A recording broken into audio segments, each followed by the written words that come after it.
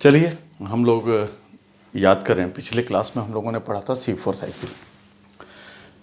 इस क्लास में हम लोगों को देखना है फोटो रेस्पिरेशन। फोटो रेस्पिरेशन यानी कि आप रेस्पिरेशन से ही आप अंदाज़ा लगा सकते हैं कि ऑक्सीजन का कहीं कंजप्शन होता होगा और CO2 रिलीज होता होगा। खैर, थोड़ा सा हम लोग फोटो रेस्पिरेशन के लिए कॉन्सेप्ट बनाने के लिए एक थोड़ा सा हम लोग पिछले बैकग्राउंड में जाएं, C3 साइकिल में जाएं।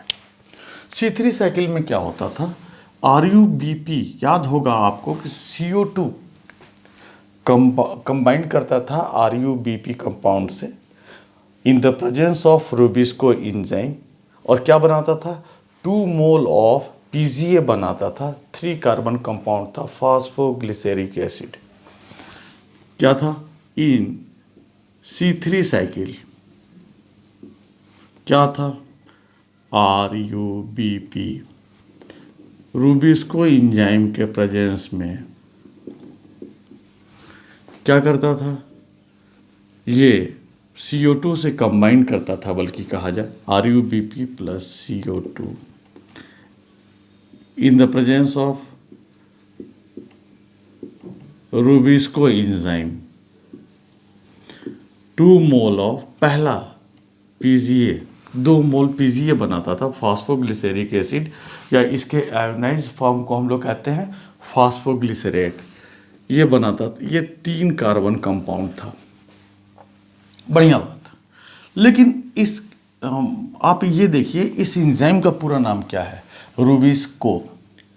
मतलब यहाँ CO जुड़ा हुआ है, इसका पूरा नाम है राइबोलोज, इसको तो हम लोग कहते हैं राइबोलोज 1,5 बाइफॉस्फेट, और इसका पूरा नाम है राइबोलोज 1,5 बाइफॉस्फेट कार्बोक्सिलेज ऑक्सीजनेस।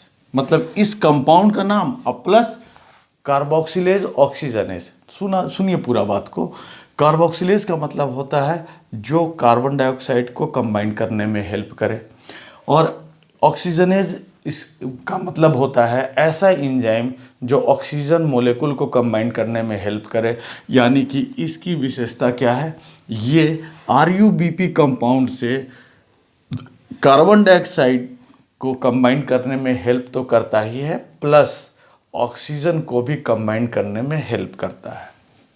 फिर हम लोग क्या देखें, C3 साइकिल में हम लोगों ने क्या किया था कि सिर्फ इसके कार्बन डाइऑक्साइड से कंबाइन करने में जो हेल्प करता है और जो प्रोडक्ट बनाता है उसके बारे में हम लोगों ने देखा था। इसके दूसरे रूप को तो हम देखे ही नहीं थे, क्योंकि उसकी ज़रूरत नहीं थी, उसको हम लोगों को अलग से पढ़ना ही था, फोटो रेस्पिरेशन। समझ गए बात। यानी अब हम लोग देखें कि यदि ये RUBP को मौका मिले रूबिस्को एंजाइम के प्रेजेंस में, तो साहब ये दोनों तरह से कंबाइन कर सकते हैं। किससे किससे, मौका मिलने की बात है, CO2 से भी कंबाइन कर सकते हैं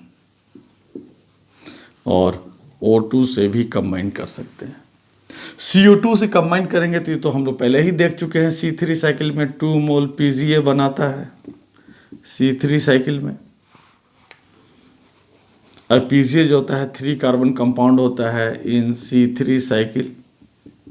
लेकिन C3 साइकिल में एक और काम होता है, ये साहब ऑक्सीजन से भी कंबाइन करते हैं, ध्यान दीजिएगा पूरी बात को, और ये बनाते हैं 1 मोल फॉस्फोग्लाइकोलेट।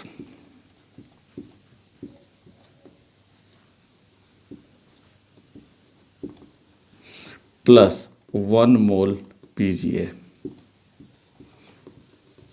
फॉस्फोग्लाइकोलेट 2 कार्बन कंपाउंड होता है। अब ये पूरा बात, खैर हम लोग अब ये पहली बार मतलब जाने कि ये साहब कमाल की चीज़ है, ये एंजाइम जो है बड़ा कमाल का एंजाइम है। यानी रूबिस्को एंजाइम जो है RUBP से CO2 को भी कंबाइन करा सकता है और ऑक्सीजन को भी कंबाइन करा सकता है। लेकिन गनीमत की बात यह है कि यदि कार्बन डाइऑक्साइड और ऑक्सीजन यदि दोनों 1:1 के रेशियो में हो, तो RUBP को रूबिस्को एंजाइम के प्रेजेंस में CO2 से कंबाइन करने की टेंडेंसी ज़्यादा होती है। In comparison to oxygen. ये गनीमत का बात है, और नहीं तो फोटोसिंथेसिस का रेट बहुत घट जाता, क्योंकि मीजोफिल सेल में एयर जो आता है उसमें CO2 भी होता है, ऑक्सीजन भी होता है। ऑक्सीजन का कॉन्सेंट्रेशन बल्कि कहा जाए ज़्यादा होता है, CO2 का कॉन्सेंट्रेशन तो 0.03 टू 0.05% ही होता है CO2 का कॉन्सेंट्रेशन एटमॉस्फेयर में। ऑक्सीजन का कॉन्सेंट्रेशन ज़्यादा होता है, तब तो ये दिक्कत, यदि CO2 से कंबाइन करने की कैपेसिटी इसका ज़्यादा नहीं होता तो मैक्सिमम RUBP ऑक्सीजन से ही कंबाइन कर जाता और फोटोसिंथेसिस में जो प्रोडक्टिविटी है वो घट जाता। लेकिन ऐसा नहीं होता है। गनीमत का क्या बात है, पूरा बात को ध्यान से थोड़ा सा सुनिएगा कि CO2 से कंबाइन करने की कैपेसिटी ज़्यादा होती है। किसका? रूबिस्को का। कब? जब ये दोनों 1:1 के रेशियो में हो, तब CO2 से ज़्यादा कंबाइन करने का टेंडेंसी रखता है। खैर, और एक बात और, रूबिस्को एंजाइम दुनिया में सबसे ज़्यादा पाया जाने वाला एंजाइम है, क्योंकि पूरा दुनिया फोटोसिंथेसिस पे टिका हुआ है। और पूरा फोटोसिंथेसिस जो है उसमें जो प्रोडक्टिव है, बायोसिंथेसिस वाला फेज है, C3 साइकिल है, वो रूबिस्को एंजाइम पे टिका हुआ है।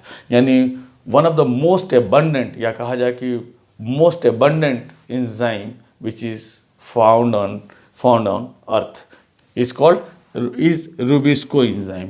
यानी कहा जाए इस धरती पे पाया जाने वाला सबसे ज़्यादा मात्रा में कोई एंजाइम पाया जाता है तो रूबिस्को एंजाइम है।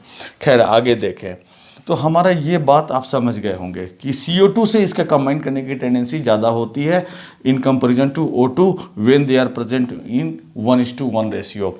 आगे देखते हैं।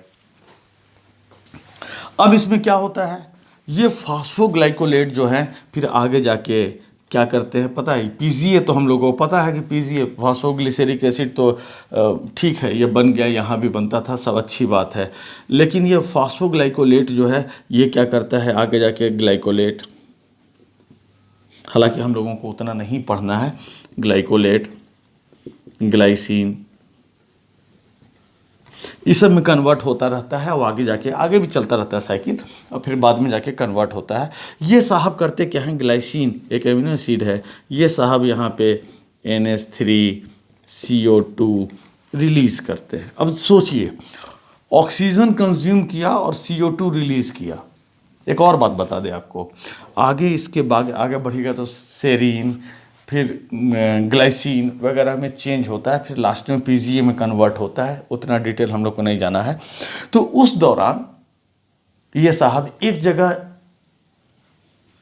NADPH प्रोड्यूस करते हैं और फिर अगले ही स्टेप में उसको कंज्यूम कर जाते हैं। यानी कि क्या हो गया है? NADPH का प्रोडक्शन 0 हो गया। एक जगह प्रोड्यूस किया, दूसरी जगह कंज्यूम कर लिया, तो प्रोडक्शन क्या हो गया? 0। और बल्कि उल्टा एक ATP और एक्स्ट्रा कंज्यूम करते हैं। यानी ओवरऑल कहा जाए कि पूरे प्रोसेस के दौरान क्या हुआ?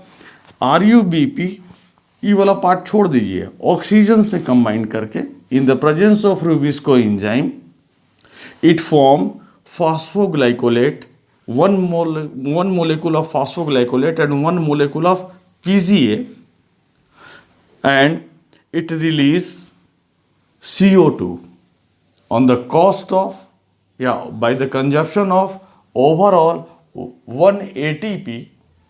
This whole process is called photorespiration, because just like respiration it is also consuming oxygen and releasing CO2. ठीक है, बल्कि रेस्पिरेशन में तो एनर्जी रिलीज होता है, यहाँ तो उल्टा और कंज्यूम कर रहा है। ये तो और घाटे वाले बात है, लेकिन फिर भी हम लोग इसको फोटो रेस्पिरेशन कहते हैं। क्लियर है? इस दौरान न तो ओवरऑल कहीं ATP का फॉर्मेशन हुआ, न तो NADPH का फॉर्मेशन हुआ, न ही शुगर का फॉर्मेशन हुआ। यानी ये पूरा घाटे का सौदा है। And due to this the productivity of C3 plant get decreased. इसके चलते C3 प्लांट का प्रोडक्टिविटी घट जाता है। यानी हम ये मान के चलते थे कि जितने RUBP हैं सब के सब CO2 से कंबाइन होकर 2 PGA बनाएंगे और C3 साइकिल में ये चले जाएंगे और वहाँ पे शुगर का सिंथेसिस होगा, प्लांट का प्रोडक्टिविटी बढ़ेगा, बायोसिंथेसिस का रेट बढ़ जाएगा। लेकिन होता क्या है, धोखा होता है। हम 100% जिसको मान के चलते थे उस 100% नहीं होता, 80% ही RUBP लगभग, एक हम अनुमान, एक डाटा बता रहे हैं, that depend upon the condition and the nature of plant. ये क्या होता है कि 100% ना कंज्यूम होकर के, बल्कि कहा जाए कि लेस देन 100% ही ये नॉर्मल C3 साइकिल में जाते हैं। बाकी कुछ जो हैं 10-15% या 10% क्या होता होगा, ये ऑक्सीजन से कंबाइन करके फोटो रेस्पिरेशन में चले जाते होंगे, जहाँ पर कि ये ऑक्सीजन कंबाइन करने के बाद फास्फोग्लाइकोलेट जो 2 कार्बन कंपाउंड होता है और 1 मोलेकुल PGA बनाता है, और ये फास्फोग्लाइकोलेट के चलते क्या होता है, CO2 रिलीज होता है, और ओवरऑल कहा जाए कि ATP भी कंज्यूम होता है। There is no net production of NADPH और NADP, no net production of sugar, no production of sugar, and that's why the productivity of C3 plant get decreased। क्या आप क्लियर हैं यहाँ तक में तो कोई दिक्कत नहीं है। तो इस तरीके से, ठीक है। अब हम एक और बात देखें, फोटो रेस्पिरेशन जो है मतलब ऐसे कहा जाए तो C4 प्लांट में फोटो रेस्पिरेशन क्या होता है, लगभग नहीं के बराबर होता है। क्यों भाई, क्यों नहीं होता है? क्योंकि यहां पर फोटो रेस्पिरेशन में जो है CO2 और O2 एटमॉस्फेयर से जो आते हैं वो डायरेक्ट C3 साइकिल में नहीं जाते। समझ गए बात, ये C3 साइकिल में नहीं जाते। एक्चुअली C3 साइकिल यहाँ पर बंडल स्थित सेल में होता है C4 प्लांट में, और यहाँ पर डायरेक्ट किसी गैस का यहाँ पे इंटर नहीं होता। यहाँ पर ऑक्सीजन तो डायरेक्ट इंटर होता नहीं है, डिफ्यूज होकर एटमॉस्फेरिक ऑक्सीजन। यहाँ CO2 इंटर करता है, वो भी किस फॉर्म में, C4 एसिड के फॉर्म में होता है, C4 एसिड के फॉर्म में होता है, जो कि बाद में डीकार्बोक्सिलेशन के दौरान CO2 रिलीज करता है।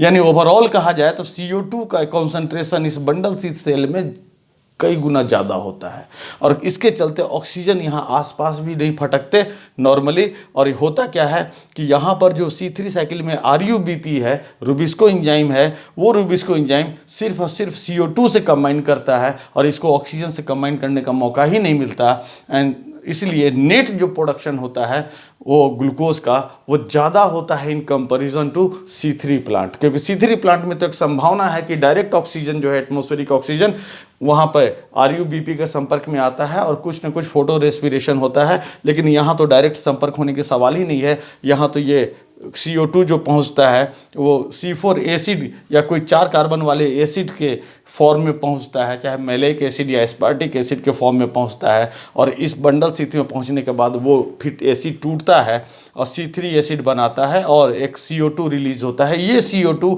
इस पूरे बंडल स्थित सेल में CO2 के कॉन्सेंट्रेशन को बढ़ा देता है, और ये CO2 जो होता है वो केल्विन साइकिल में जाता है और RUBP से कंबाइंड होकर के फिर ग्लूकोज का फॉर्मेशन करता है। तो इस यहाँ पर जो रुबिस्को एंजाइम होगा उसको ऑक्सीजन से मिलने का मौका ही नहीं मिलेगा, तो फोटो रेस्पिरेशन होगा ही नहीं।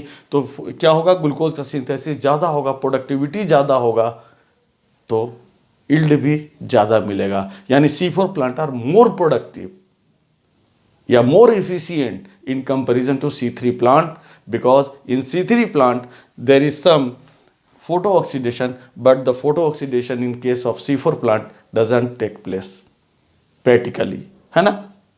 यहाँ तक बात आप समझ गए होंगे। तो चलिए हम लोग आगे देखेंगे factors affecting the photosynthesis, and then after this chapter will be over.